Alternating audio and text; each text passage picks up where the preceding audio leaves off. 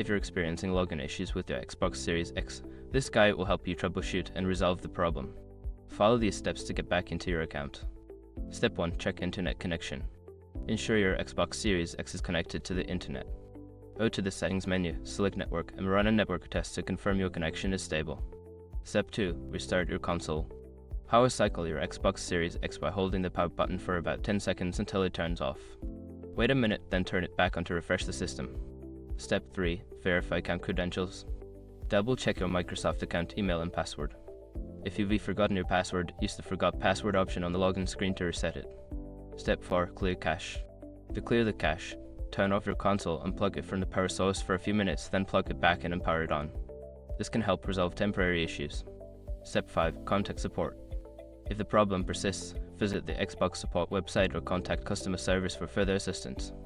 They can provide specific troubleshooting steps based on your situation.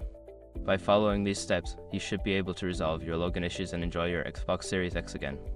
If problems continue, don't hesitate to seek professional help.